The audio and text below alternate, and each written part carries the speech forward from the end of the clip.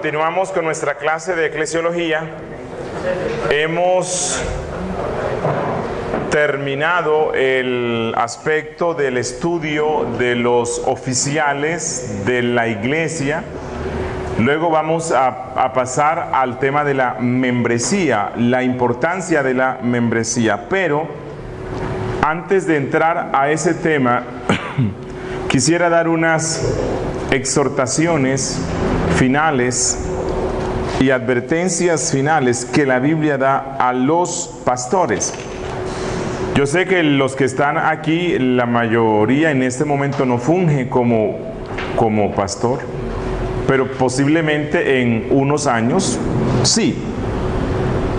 Ya hemos visto en qué consiste el ministerio, el oficio de anciano. Y la Biblia da muchas recomendaciones, instrucciones y exhortaciones a los mismos. No voy a ir a todas las exhortaciones que la Biblia da. Les animaría a que estudien las cartas pastorales, donde ustedes van a aprender muchos principios de cómo es que se desarrolla este ministerio, las responsabilidades que se tiene. Pero sí quiero ir a dos textos fundamentales. Uno es Hechos capítulo 20. Hechos 20, el discurso de despedida de Pedro a los ancianos. Es un discurso que está lleno de muchas enseñanzas y exhortaciones importantes para el ministerio de los ancianos. Dice en el verso 17, enviando desde Mileto a Éfeso, hizo llamar a los ancianos de la iglesia y cuando vinieron a él les dijo: vosotros sabéis cómo me he comportado entre vosotros todo el tiempo. El comportamiento de un anciano es algo fundamental que afirma o descalifica o quita confianza en su ministerio. El comportamiento de un pastor debe ser transparente, que todo el mundo pueda verlo, que él no tiene nada que ocultar, que no tiene una agenda oculta. Y su comportamiento, el comportamiento de un pastor es descrito desde el verso 19. Dice: sirviendo al Señor con toda humildad y con muchas lágrimas. El pastor es consciente de que más que servir a los diáconos, más que servir a la iglesia misma, su servicio es más excelso. Él sirve a Cristo. Y como sirve a Cristo, él no es de los que vende la fe o vende los principios simplemente porque quiere continuar trabajando o porque no quiere perder el empleo. Si toda la congregación se va contra él, en su contra, porque él está predicando la palabra fielmente, entonces como él sirve a Cristo, aunque le duele que la iglesia actúe así, él no vende los principios bíblicos. Se mantiene firme en lo que él sabe que Dios dice.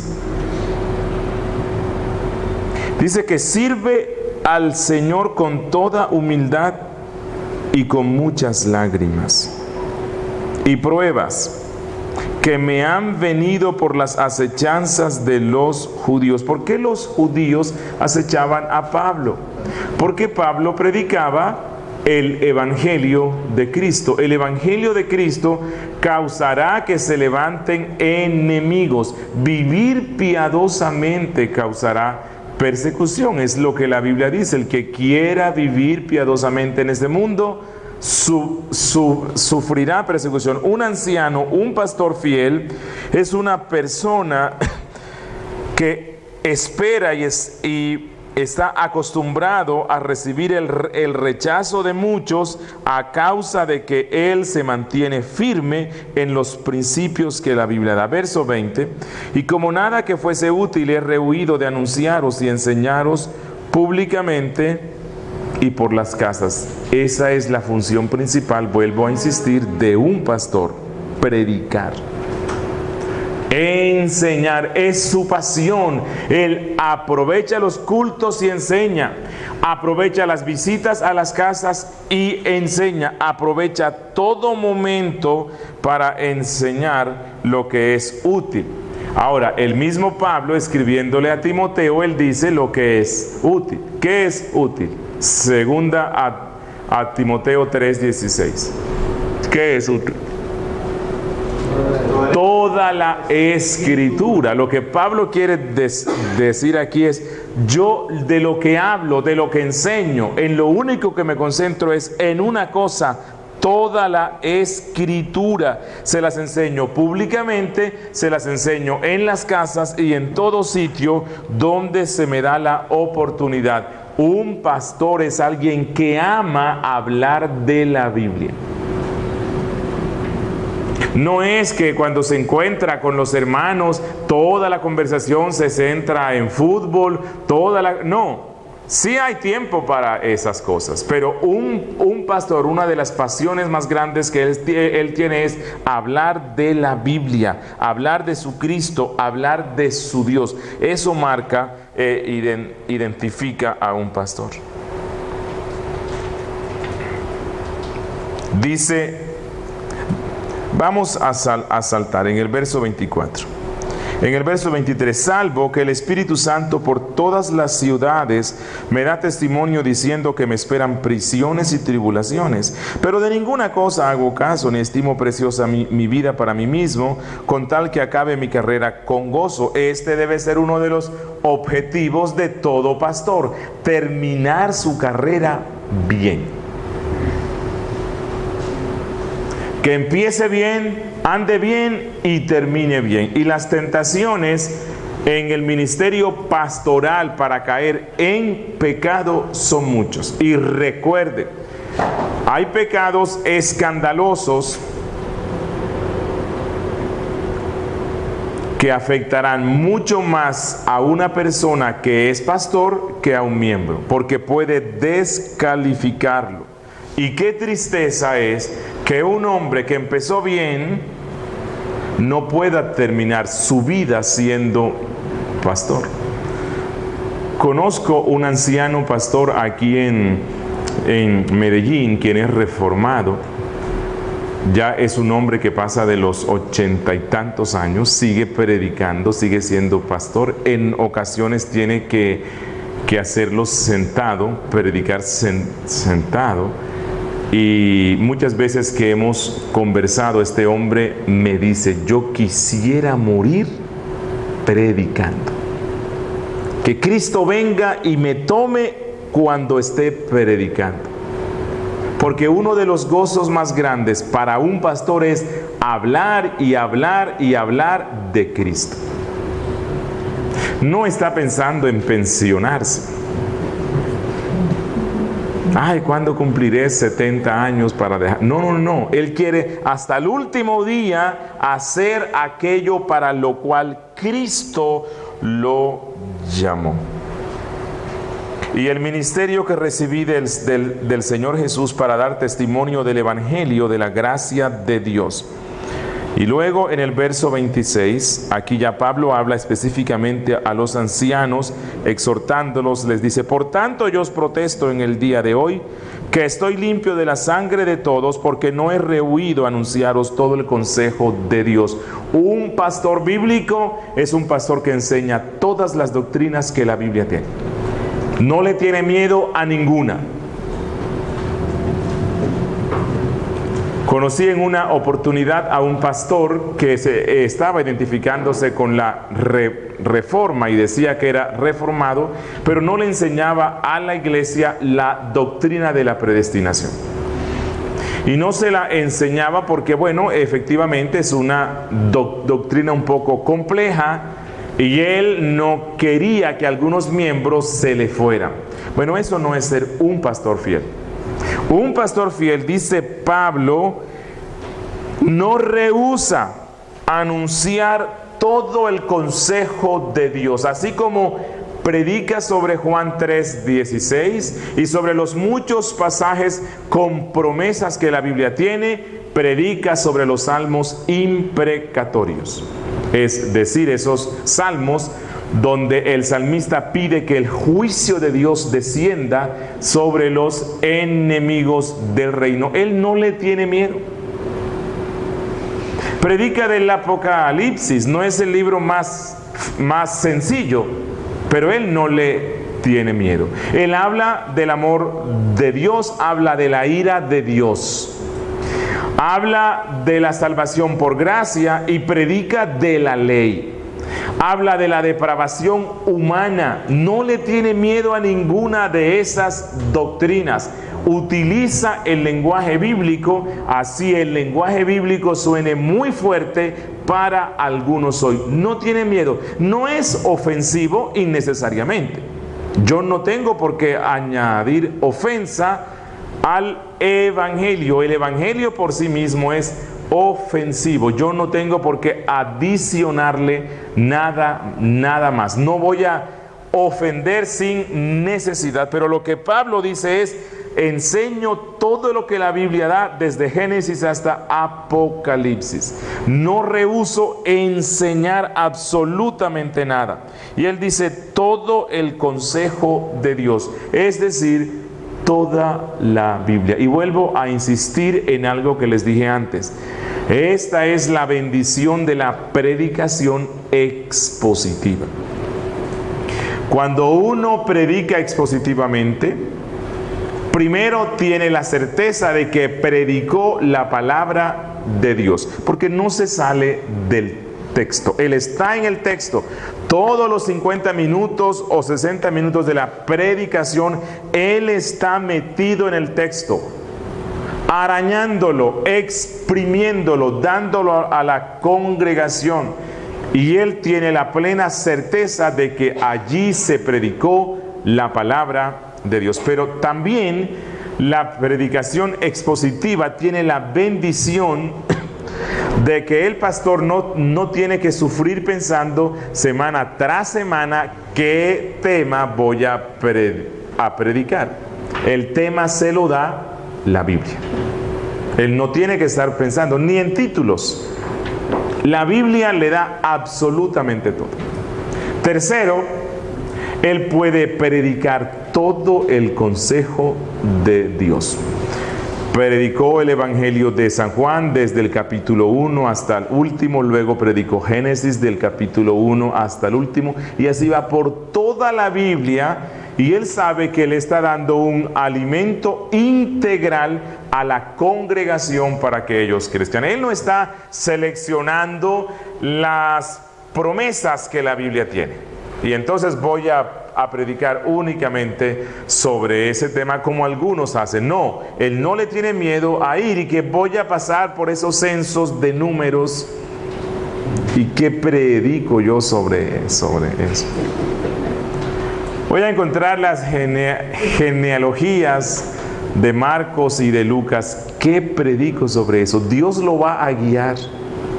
Pablo dice que toda la escritura es inspirada por el Espíritu Santo y es útil. Los censos son útiles. Las genealogías son útiles. Que hay que estudiar más, sí, que hay que escarbar más, sí, que hay que orar e investigar más, sí.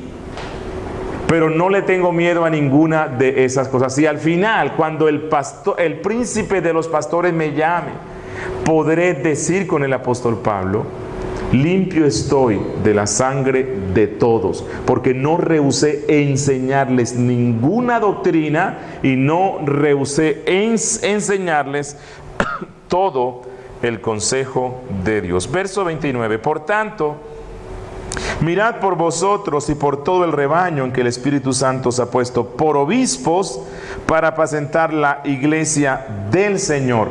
Otro principio que quiero remarcar: las iglesias son del Señor. Las ovejas son del Señor. Los pastores no somos más que servidores de Cristo en la grey de Cristo. No es mi iglesia, es la iglesia de Cristo donde Él me ha puesto para que sirva.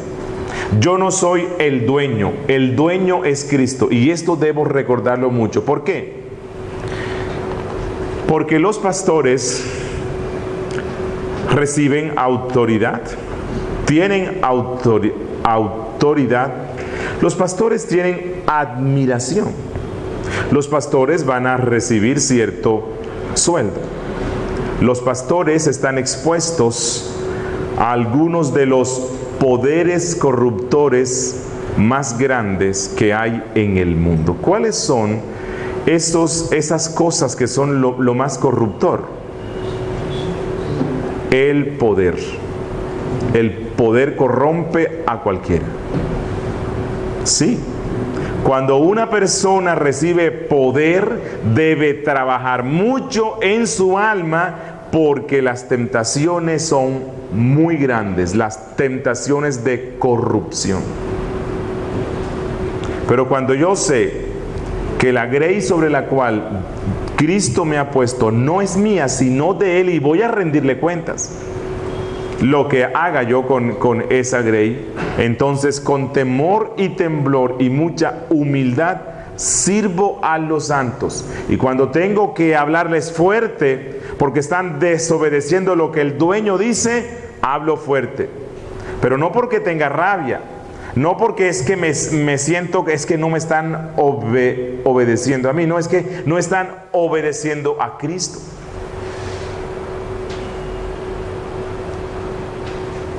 Otra cosa corruptora es el dinero. Santiago mismo dice eso. La Biblia por muchas partes insiste que el dinero corrompe al más santo de este mundo.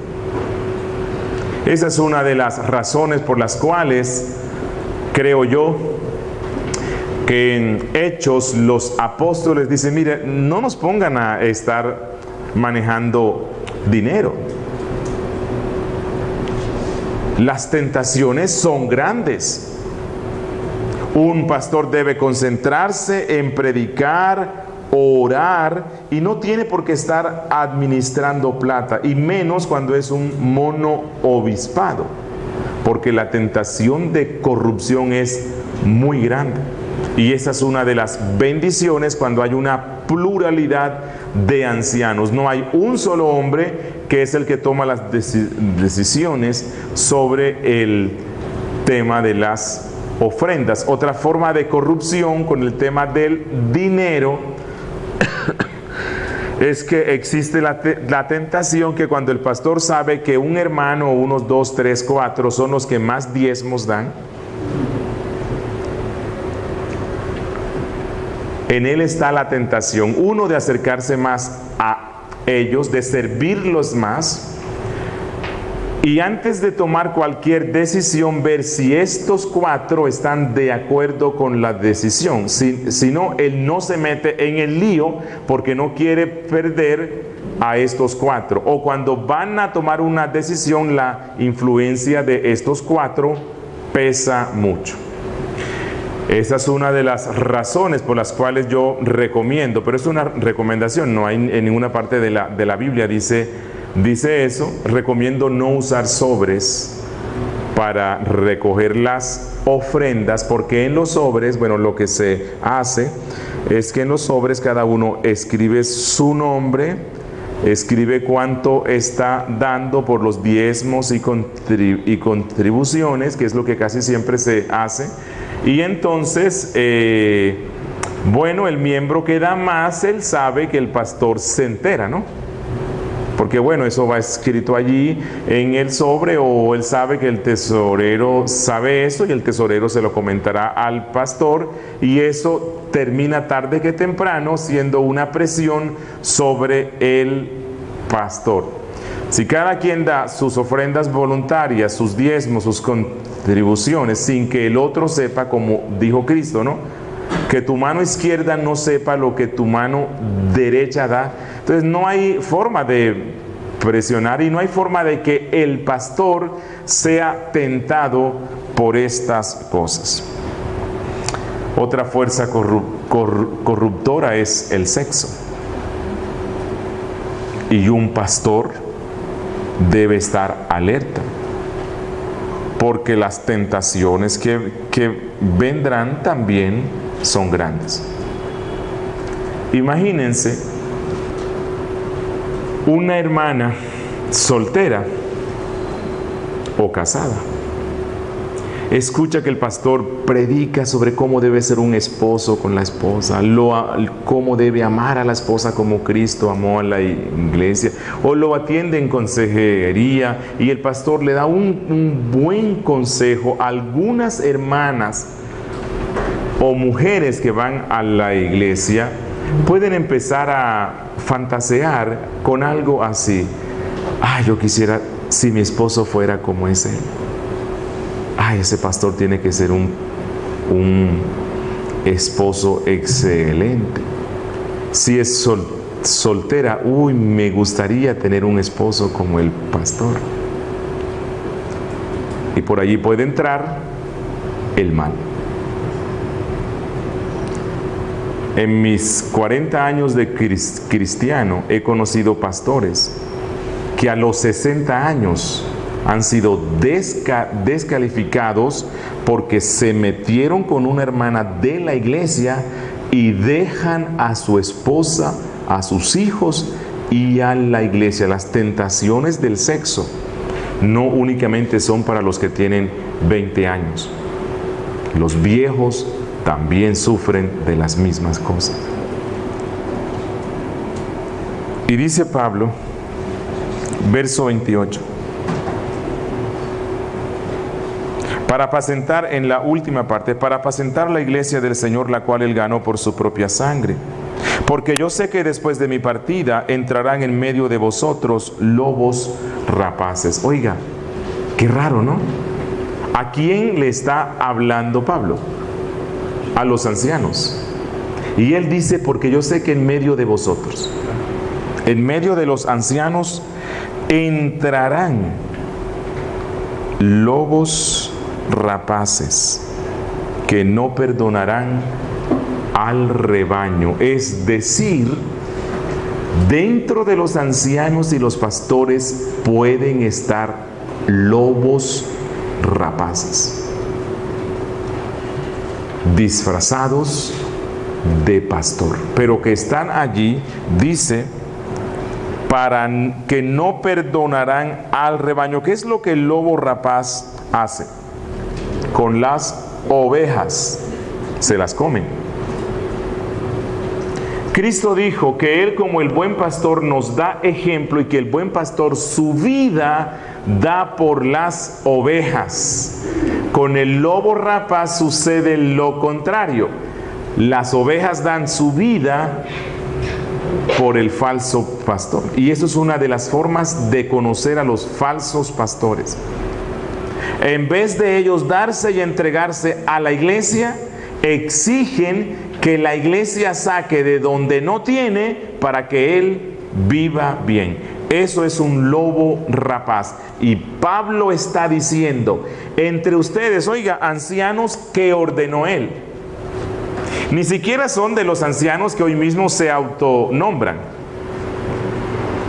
No. Estos ordenados por Pablo se supone que cumplen con todas las cualificaciones, pero algunos son especialistas en falsificar estas cosas. Y falsificando esto engañan, como Judas. Judas, quien estuvo en la iglesia cuyo pastor directo y personal era Cristo. Bueno, Cristo sí lo conocía, pero los apóstoles no lo conocían. Es más, cuando Cristo dijo, uno de ustedes me entregarán, y prácticamente Él les dijo, oigan, es Judas. Sí, porque Él se los dijo así. No lo vieron así.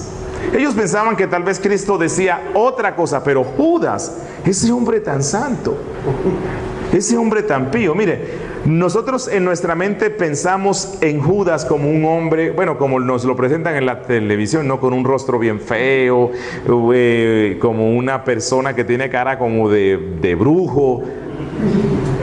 Pero no, No tuvo que ser así, porque los apóstoles durante 3 años consideraron que era un miembro muy digno.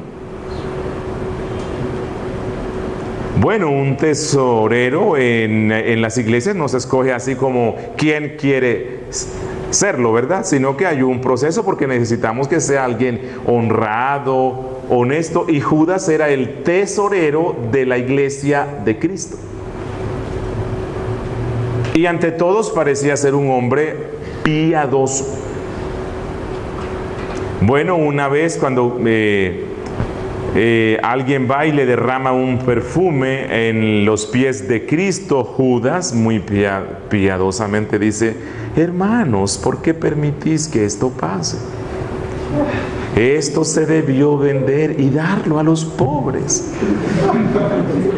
Los apóstoles tenían de Judas el concepto más alto, y solamente hasta el último día fue que ellos vieron quién era él. Bueno, Pablo aquí dice que entre los pastores puede pasar eso. Pastores que la iglesia ama, que enseñan bien, que aparentan tener una vida muy santa, y al final se descubre que no lo son, que son lobos rapaces. Por esa razón, la iglesia evangélica tiene que ser muy autocrítica. Nosotros somos muy confiados, y con razones que la Biblia nos compara con ovejas. Las ovejas siguen al pastor al precipicio si las lleva allá. Y eso es lo que muchas veces el pueblo de Dios hace. No tienen discernimiento. Es cierto que hay que obedecer a nuestros pastores. ¿En qué? ¿En qué vamos a obedecerlos? En la predicación fiel de la palabra. Si el pastor no está predicando la Biblia, sino que está predicando cosas contrarias, entonces la iglesia no tiene por qué obedecerlo. Más bien deben llamarlo al orden, porque no está cumpliendo con su rol como pastor. Lobos rapaces entre los ancianos. Pero es más complicado. Bueno, aquí dice que entrarán, pero luego en el 30 nos lo pone más grave. Dice: y de vosotros mismos se levantarán hombres que hablen cosas perversas. ¿A quién les está hablando Pablo?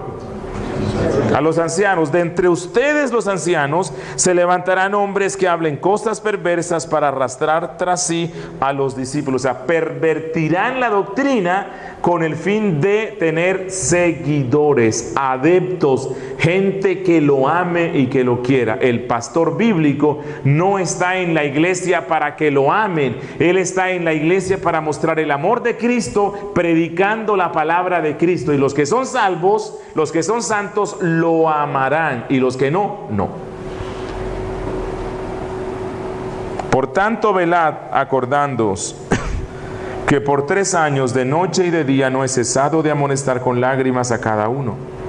Y ahora, hermanos, os encomiendo a Dios y a la palabra de su gracia, que tiene poder para sobreedificaros y daros herencia con todos los santos. Aquí vuelve a insistirles: pastores, lean la Biblia, conózcanla, ciméntense en ella.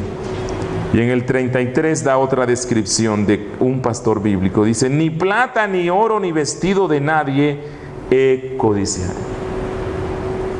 Qué tentación, ¿no? Bueno, hay hermanos en las congregaciones que son muy agradecidos, ¿no? A mí me han sorprendido unos, y me llevan presentes que los necesitaba, tal vez no tan costosos, ¿verdad? Y queda uno agradecido, y la tentación es como, bueno, cultivar aquí como una amistad, ¿no? O la tentación también pensar: oiga, pero el resto de los hermanos que desagradecidos son, ni un dulcecito. Pero no. Ni plata, ni oro, ni vestido de nadie he codiciado. Esta es la condición del corazón de un pastor. Él no es pastor por lo que le den, él no es pastor para ganar ningún bien, ni quiere esas cosas. No sé si recuerdan a Eliseo, cuando Naamán se le ocurrió la maravillosa idea. Bueno, hubo una sirvienta, ¿no?, que le dijo que fuera a Israel, que allá estaba un profeta que lo iba a sanar. Así que cuando Naamán va donde Eliseo y le dice que lo mandaron allá para que lo sane, y Eliseo dice: uy, pero ¿por qué me están mandando esto aquí? Qué responsabilidad. Pero bueno, él viene y lo manda al Jordán, y este hombre se sana. Este hombre quiere hacer una siembra. Sí.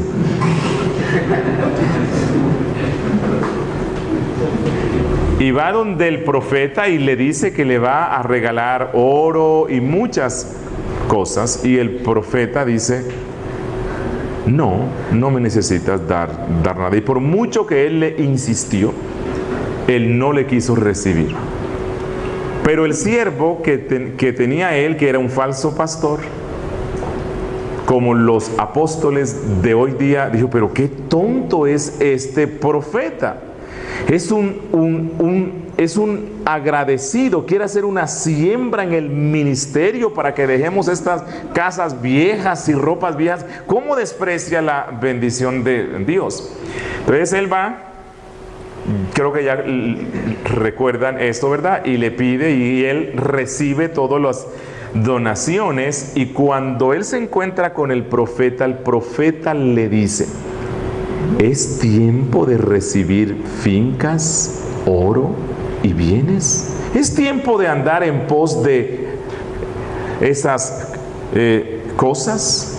Y es lo mismo que nos dice Pablo. El pastor, el verdadero pastor, considera que no es tiempo para estar recibiendo bienes y riquezas, porque las riquezas nos corrompen. Las riquezas son un atentado contra la humildad de nuestra alma. Las riquezas nos desvían del norte de nuestro ministerio. Así que yo le doy gracias a Dios por los hermanos de la congregación donde estoy y que no me dan nada. Sí, porque si me acostumbrara a que todos y cada uno me dieran algo cuando cumplo años, o cuando, y bueno, y esa es una tentación, me desagrada mucho eso cuando veo que el cumpleaños del pastor se convierte como en una fiesta muy importante para la iglesia, porque es que los pastores no estamos para eso. Yo no digo que si alguien sabe y nos quiere felicitar, bien, bueno, ya ahora con el Facebook eso ahora se convirtió en un lío, ¿no? Porque todo el mundo lo sabe. Pero esto de que la iglesia tiene que hacer como una fiesta porque es el cumpleaños del pastor, creo que eso desvía el propósito de lo que es el ministerio. Ahora, no digo que no lo hagan, pero no sé hasta qué punto realmente eso hace bien, ¿verdad? En la congregación nuestra, como yo tengo Facebook para publicar todas las invitaciones, bueno, sí se logran enterar unos, pero el pastor Sergio, yo ni siquiera sé cuándo es que él cumple años, y es un pastor fiel, sirve a Dios. Dice Pablo: ni plata, ni oro, ni vestido de nadie he codiciado. Antes vosotros sabéis que para lo que me ha sido necesario a mí y a los que están conmigo, estas manos me han servido. En todos he enseñado que trabajando así se debe ayudar a los necesitados y recordar las palabras del Señor Jesús, que dijo: más bienaventurado es dar que recibir. Y esto de más bienaventurado es dar que recibir, Pablo lo aplica para él. No es como hacen hoy los mercaderes de la fe, se lo aplican al resto para que le den a él. Pablo dice, es todo lo contrario. Yo estoy hablando, dice Pablo, de mí mismo. Para mí he considerado que lo mejor es dar que estar recibiendo. Cuando hubo dicho estas cosas, se puso de rodillas y oró con todos ellos. Dios quiera que todos los que estamos aquí, los que ya somos pastores y los que un día van a hacerlo, tengamos presente en nuestras vidas estas cosas. Si lo hacemos, vamos a ser muy posiblemente fieles pastores en la grey del Señor. Oremos. Bendito Dios, Padre nuestro que estás en los cielos, gracias una vez más por estas clases de eclesiología, por estos textos tan claros que tu palabra nos da, porque nos recuerdas estas cosas que ya conocemos y las afirmas en nuestra alma. No podemos ser fieles por nosotros mismos. Ayúdanos, Señor, a ser fieles. Queremos ser fieles. Queremos que al llegar al final de nuestras vidas podamos decir: hemos peleado la buena batalla. Hemos corrido la carrera y ahora solo nos espera la corona de gloria que tú has preparado, Señor, para los que te aman, para los que empiezan, continúan y terminan bien. Ayúdanos, Señor. Deseamos tener una buena carrera y un buen final. Espíritu de Dios, ayúdanos. En el nombre de Jesús. Amén.